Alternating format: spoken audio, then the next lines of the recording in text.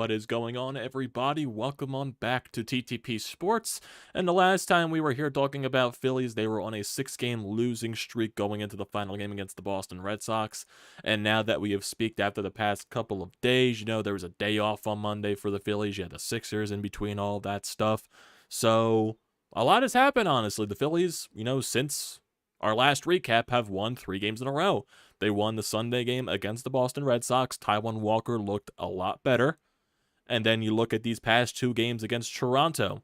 Aaron Nola, he went through some battles throughout the game, got into some jams, but he managed to get out of those situations. He went 6 innings. Zack today was probably his best start of the season. Only allowed 1 run, and it was the first time he went 7 innings the entire year. And you're seeing a little bit of upticks in Aaron Nola's velocity. You saw Zack Wheeler touching 99. You're even seeing Craig Kimbrell hitting 99 miles an hour last night against Toronto. So there's some good baseball that's being played here. But also, I would say this series against the Toronto Blue Jays, it is the battle of the teams who can hit with runners in scoring position the least, because both teams really struggled in that department. But the Phillies get themselves 2 wins in this series. They moved to 3, wins in a row. I believe now they're only a few games under 500 now. Yeah, they're only, I believe, 2 games under 5, or 1 game under 500. They are 18-19. And you get yourself some good wins, and you got a day off tomorrow before you go out west to Colorado and the San Francisco Giants. 2 teams that, you should probably be able to beat up on. But, the Colorado Rockies, they love to play in their home ballpark, so that's always going to be a tough task. And the Giants, for some reason, always seem to get the Phillies issues. So who do I know at this point? But at the end of the day, you got yourself a good old 2-game series sweep. It's always nice to see. Your top 2 guys get the job done. Your offense eventually came through when it needed to. So that's nice. The freaking weirdest game that I saw today actually, not yesterday. You're losing 1-0 basically throughout the entire thing. Zack Wheeler gives up that home run to Brandon Belt, basically his only mistake of the game. And your offense takes a little bit to get going. There's, quite a few chances that they have throughout the entire game. You get 2 base runners on in the first inning, nothing happens. You get base runners on throughout the game, and really nothing happens at that point. But you go to the bottom of the 9th, your heart of the order is up. Bryce Harper gets on. Nick Castellanos finds a way to get on. Kyle Schwarber, he had a bad at bat. But then JT Realmuto crushes a double to tie the ball game up. You do get bases loaded eventually. Alec Boehm, he hits one to the right side, fielded by Vlad Guerrero. And Nick Castellanos kind of had a dumb decision to go home on that situation because they were playing the infield in. He was out by a country mile. Brandon Marsh gets intentionally walked, and then Edmundo Sosa grounded out to third base. So that definitely was a missed opportunity in that situation. But Craig Kimbrell, he shut it down in the top of the 10th inning against the bottom of the Blue Jays order, prevented it from getting to the top of the lineup, which was huge. And then you go to your top of the order. Bryson Stott kind of with a bad at bat, and Bryson Stott has really struggled this month of May. Definitely has been a rough go of it for him. With him and Schwarber, the whole controversy with the Phillies fans right now is who should be batting leadoff. Well, right now, both guys are struggling. And, some of the at-bats that Bryson Stott has put up in the past few games have not been pretty. Especially, a couple of those in today's game, especially the one in the bottom of the 10th inning. He tried to put that on a couple of bunts. Obviously, he doesn't look like he knows how to bunt. And then he just strikes out on pitch 3. Trey Turner did work a walk, though. And then Bryce Harper, with the ghost runner and everything. So you got 2 men on for Bryce Harper. He swings at the first pitch. He grounds it right back to the pitcher. Throws it over to second. You're thinking to yourself, oh my God, another, opportunity wasted. It's going to be an inning-ending double play. Here comes Bo Bichette throwing it 50 miles wide to first base. And here comes Edmundo Sosa scoring from second on the errant throw. I'm like, what the hell just happened? But I don't care. I'll take it. I'll take the miscues. We cash in on someone else's miscue. And that is the reason why Toronto loses the game. And that is the reason why the Phillies sweep the Toronto Blue Jays. They don't ask how you do it. They ask how many. And like I said, this series was just basically who didn't want to hit with runners in scoring position the most. Because if you go to last night's game, Phillies do win that by a score of 8-4. Nick Castellanos, he was a triple shy of the cycle. Went 3 for 4 in last night's game. But the Phillies last night, they go 2 for 10 with runners in scoring position. The Blue Jays went 1 for 10. after all their situations. They got so many chances with, Aaron Nola. Had so many base runners against, but he managed to work out of his situation. Anthony Dominguez with almost a nightmare inning, allowing it to get close. Thankfully, it didn't fully blow up, and the Phillies still managed to get to the bottom of the eighth with a one-run lead. And then the Phillies exploded from there, scoring a couple of more runs. So that was nice to see. Find yourself to get a win there. And that's where Craig Kimbrell came in throwing 99. I'm like, what the hell is this? Where's this been? But it's nice. Craig Kimbrell, the experience with him so far, there's been some hair pulls, but I'm honestly surprised with how solid he's actually been. At some points, he comes in and it looks like he's just locked down. I'm like, I didn't expect this at all. So that was nice to see. Overall, with the first game of this series, Stott went hitless again. Trey Turner goes 1 for 5. Bryce Harper went 0 for 4. Nick Castellanos 3 for 2. Kyle Schwarber did leave the game early last night because he fouled a ball off of his left foot. He did play today. Didn't look like it hindered him at all. So it basically was just a precautionary reason. JT Realmuto went 1 for 3. Alec Boehm went 2 for 3. Brandon Marsh went 1 for 2 with 2 RBIs. And Edmundo Sosa went 1 for 4. Pitching-wise, Aaron Nola, 6 innings, 5 hits allowed, 2 earned runs, 2 walks, 6 strikeouts on 86 pitches. I'm perfectly fine with Rob Thompson not forcing him to go back out there for a 7th inning of work, especially with the pitch, even though the pitch count wasn't that high. It was just like Aaron Nola got into so many jams, you just didn't want to risk it. Let him go off on a high note. 6 innings of work, quality start, everything like that. Let him build off of it. Bullpen comes in, Anthony almost had the nightmare. Soto figured out a way to get through it. Brogdon came in for the 8th, shut it down, and then Kimbrell shut it down in the 9th. So that was nice. But also some scary news. We see, I was even questioning yesterday why Jose Alvarado wasn't available. Because you had the day off on Monday, and I don't even think he pitched on Sunday either against Boston. So you find out the news today that they placed him on the 15-day IL with elbow inflammation. And I'm not sure if we've heard anything so far from the situation. The last thing we've heard, he got an MRI and he's going over with the doctor just to see what everything is going on with Alvarado's arm. So I'm not sure if there's been any updates there. Okay, we just got a good update from Corey Seidman. Oh man, that was because you're thinking to yourself, elbow inflammation, he's getting an MRI. Rob Thompson said he's a little concerned. You're thinking to yourself, oh my God, that's Tommy John surgery waiting to happen. Nope. Corey Seidman just posted Philly's got some good news on Jose Alvarado. It's elbow inflammation, nothing worse. Still going to be shut down for a little while. I'm fine with that. I am fine with that, but my God, can we get a break with the injuries, man, to our main people? Can we get a break, please? That'd be nice. It'd be very nice if we got a break. Hey, man. Hate it. I hate it. So let's see. There's more from Tim Kelly on this situation. Inflammation, but nothing more. It still sounds like they're planning to be very cautious with him, and he'll be shut down for at least a few days, but disaster seems to have been avoided. I'm fine with shutting him down for a little bit. Definitely. You don't need to force anything with Jose Alvarado just to risk something. You still got quite a few capable guys in that bullpen still. Craig Kimbrell has been a nice surprise. Gregory Soto has been really solid. Anthony Dominguez has been up and down this year. You really don't know which Anthony you're going to get, whether it's a guy that's going to blow up or is a guy that's going to go out there and shut the inning down. Yesterday, we got the questionable Anthony. Today, we got the shutdown Anthony. So I have no idea which one you're getting right now anytime he comes out of the bullpen. So that's a question mark right there. And then in terms of today's game, Phillies win 2-1. You walk it off in the bottom of the 10th. Zack Wheeler's best start of the season, 7 innings, 3 hits, 1 earned run allowed, 1 walk, 7 strikeouts on 107 pitches. Got a big workload today, only made 1 mistake, and that was the Brandon Belt home run, but overall he was very solid and very dominant. First 7 innings pitched so far this year for him.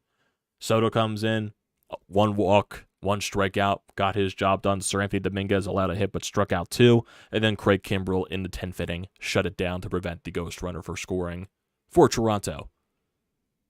The Phillies, they struggled against Gausman today, though. Gausman was nasty, and I mean nasty.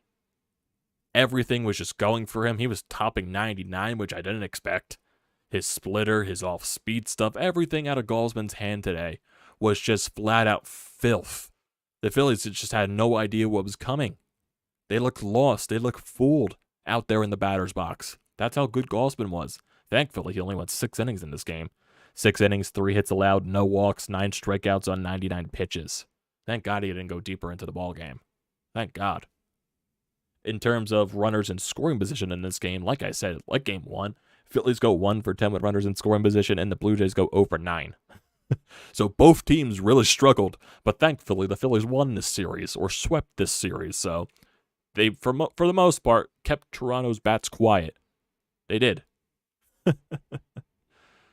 But still, I think Bo Bichette was like the biggest annoyance in this entire series. I think Bichette was quiet today with only 1 hit, but he had the home run in last night's ball game, so he was basically the biggest annoyance from the Blue Jays. That's basically it there. I believe you kept Vladdy quiet the entire time. I want to see. Vladdy had 1 hit today, and he had 0 hits last night, but he did have 2 walks.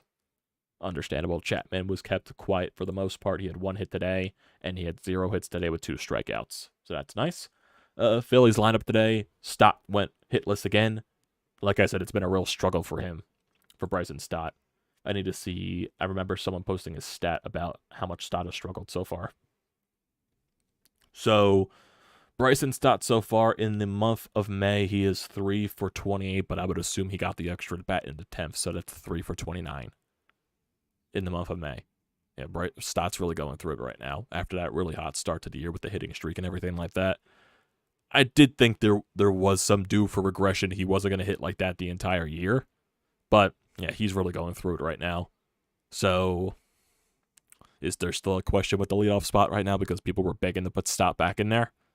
Obviously, Stott's struggling. So, does Topper just stick with this and let Stott work out of the funk? Or does it go with Schwarber back up there? I have no idea. Honestly. So, at least, we'll just have to find out. Trey Turner went 1 for 4 in this game with a huge walk in the 10th. Bryce Harper goes 2 for 5 in this game. Nick Castellanos 2 for 4. And Nick Castellanos, he was so close to walking this off with a home run in the bottom of the 9th. It was a hanging slider. He just got a little bit too early on it, but he crushed that ball. My God, it went so far. But foul. You see the ballpark go crazy like, and Nick knew it too. But Nick did find a way to get on base during that at-bat. That's what eventually led to JT's double. So that was huge. It was a great at-bat by Castellanos. Schwarber did strike out 3 times today. He was very fooled by Gausman. JT Realmuto with the huge double in the 9th inning to score the run. 1 for 4 for him. And then the bottom of the lineup for the Phillies really didn't do much. Alec Bohm 0 for 4. Brandon Marsh 0 for 2, but he had 2 walks in the game. And Edmundo Sosa went 0 for 3. Overall, got yourself a nice series sweep and a nice little winning streak for you. Build off of it now. Build off of it. Especially for your, the 3 past starters in the past 3 games. Nola yesterday, Wheeler tonight, and Taijuan Walker on Sunday. That was the best Taijuan Walker has looked this entire season against the Red Sox. The splitter was really working for him. He was getting strikeouts. He was getting easy and quick innings. Like I said, the only mistake, the same thing with Wheeler. The only mistake that Walker made in that game was the home run that he allowed. That was basically it. Go 6 strong innings, quality start. That's what you needed for him. Show that he can give you some length out of the rotation. Because he really hasn't shown you that this year. So hopefully he can find a way to build off of that. Because that would be very huge for this rotation, especially with Ranger Suarez coming back this weekend in Colorado. So you're getting a bolster to your rotation. Matt Strahm already got moved back to the bullpen. You saw him pitch 2 innings on Sunday to close out the game. So that'll be a big addition to your bullpen, and you're getting a big addition to your starting rotation, getting Ranger Suarez back. Now, I don't expect him to go deep in the ball games just because, the injury and all that crap. So he's most likely going to be on a pitch limit. So if he can give you like 5 innings to start off, maybe like 4 or 5 to start off, then he eventually gets ramped up to going 6, 7 and all that stuff. It's a huge addition to your bullpen, not a bullpen, to your starting rotation. You just needed it. You just needed the extra depth. Now, hopefully we can eventually get Andrew Painter back, but I don't expect him back anytime soon. I would expect even closer to the All-Star break. That's just me. But overall, no reason to be negative about this Phillies team right now. You won 3 in a row. You got 2 wins against a really good Toronto Blue Jays team, against a really good offense, and you got the job done. That's all that matters. Now, I believe this stretch against these good teams goes down for a little bit because your upcoming schedule starts with this road trip, 6 games, Colorado and San Francisco. So your schedule does get easy for the next 6, but then you face the Chicago Cubs, who are 17-19, but the Cubs, we didn't win a game against the Cubs last year, so they give us issues. And then you got the Arizona Diamondbacks at home, who are 20-17, a part of that very strong NL West. The Rockies, they're not a good team, but they always seem to play really good at home. I want to see, what is their home record this year? The Rockies. Let me see. Rockies, their home record. They're 7-9 at home. It's better than 9-13 on the road, but they're still not a good team. Not the worst team in baseball. Right now, that goes to the Cardinals, that goes to the Athletics, that goes to the Royals, the White Sox, and all that crap. So they're not the worst team in the league. It definitely will be tougher playing Colorado in Colorado just because, the ballpark and everything, the ball just flies there. So it will be a tough series. The Giants, they're 16-20. So it's teams that you're obviously better than, in my opinion. You should go out there and try to get at least 4 out of 2. Should I stretch 5-1? Right now with this team, I can't guarantee that. Just can't. Just try to get series wins at this point. Series win in Colorado, series win in San Francisco. That's all I'm asking for at this point. Because after, like I said, you got the Cubs at home, you got the Diamondbacks at home, and then you go out on the road again. After that Diamondback series, you're going to start facing the NL East. All on the road. That's going to be a huge, long road trip. I believe that is a 10-game road trip, all against NL East teams, 4 against the Braves, 3 against the Mets, and 3 against the Nationals. It's the first time you're seeing another NL East team that's not the Marlins. So we've gone a long time without seeing an NL East team, like I said, besides Miami. The Braves are really good. The Mets pitching has really struggled this year. What is the Mets record anyway? The Mets are 17-19. So they're currently 4th place in the NL East. So the Mets have lost 3 in a row. They're 2-8 on the season. Looking at the NL East standings, the Marlins, they're 19-19 in 2nd place. We're 18-19 in 3rd. The Marlins, I believe, they're like unbeaten in 1-run games. I think they're like 12-0. But in everything else, they suck. So don't get into a 1-run contest with the Marlins. You have to blow them out, apparently, or win by more than 2 runs. That's apparently the recipe for them. But like I said, yeah, this is definitely going to be a huge road trip because you're going up against teams that you should beat in San Francisco and Colorado. And the Cubs, even though you really struggled against them last year, it would be nice to get some revenge. Same thing with the Diamondbacks, a team that you struggle against specifically in Arizona. But they're home this time, but still it's the same aspect. Before you played a lot of those NL East teams. It's huge. Build some confidence.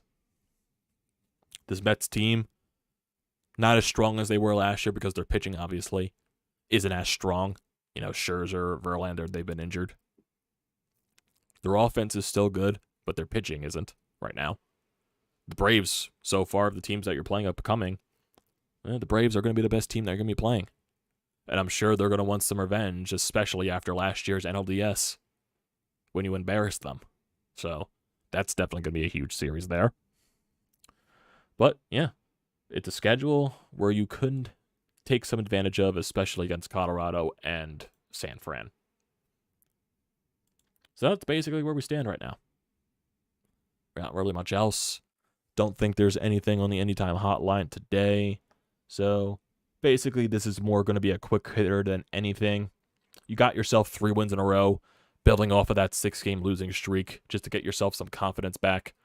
Starting pitching did look a lot better this week with Taijuan Walker, Aaron Nola, and Zack Wheeler. Build off that. You're getting Ranger Suarez back this weekend. I would assume Bailey Falter is going to be the first guy in Colorado. I'm not sure when Ranger is going to be pitching. Actually, I should check that. So, no, actually, Taijuan Walker is going to be pitching on Friday. I guess with all the days off in between, that makes sense because you had yesterday off, You have tomorrow off, so technically that's 5 days in between his starts. So that makes sense. Walker on Friday, Saturday Ranger Suarez, and Sunday is going to be Aaron Nola. Zack Wheeler on Monday in San Francisco. Bailey Falter on Tuesday against San Francisco, and Taijuan Walker on Wednesday. So 8 o'clock, 8:40 game, 8:10 game, 3:10 game. Then 9:45, 9:45, 3:45 on the West Coast. Not sure how I'm going to work those games. They're definitely nowhere close to as late starting as the Dodgers games were. Maybe if they end early enough, I'll recap those games. Colorado is more likely for me to recap after each game, but still depends on, Sixers and everything like that when they play with the Sixers. So, Sixers game 6 is tomorrow. No Phillies tomorrow, so Sixers will be focused there. Friday, I guess we could focus on Phillies and still be nothing there. Saturday, there's no Sixers. So maybe those first 2 games against Colorado I can focus on. Sunday, it really just depends on when if the Sixers do go to Game 7 against Boston. So, basically play it by ear here. The San Francisco series is more up in the air just because of how late it's going to be. I don't want to be up at 12 in the morning doing recaps. That's just not me. So, we'll just have to find out and see what happens from there. And also, you got to depend on if the Sixers do advance to the Eastern Conference Finals, when does that series start? Would it start next week? Probably most likely. So, it's a lot of things that are up in the air right now, but we will power through it. So, thank you everyone for joining today. It was more of a quicker than anything. Just catching you guys up on the Phillies and everything like that. So, thank you all for joining. As always, don't forget to leave a comment in the comment section down below. Don't forget to drop a like. Don't forget to check out everything in the description down below. Don't forget to hit the subscribe button. We've been getting a lot of traction lately ever since hitting 700. So keep hitting that subscribe button if you are new to the channel and want to join us. Do it. Be a fun time here. Also, use the code TTPSPORTS, $20 off your first purchase at SEATGEEK. Great deal. Don't pass it up. Thank you once again, everyone, for joining tonight.